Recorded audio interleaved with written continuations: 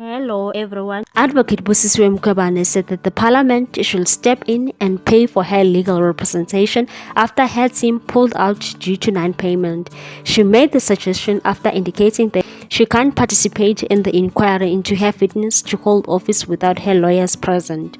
Mkhwebane said that she was no longer giving instructions to her legal team led by Advocate Dalimpofu due to non-payment by the Office of the Public Protector. Acting Public Protector, Koleka Galeka, informed Mkhwebane that she would not be footing her legal bill, which has gone over budget by 12 million rands. The Section 194 inquiry has continued to discuss evidence already on the record without Mkhwebane and her lawyers present.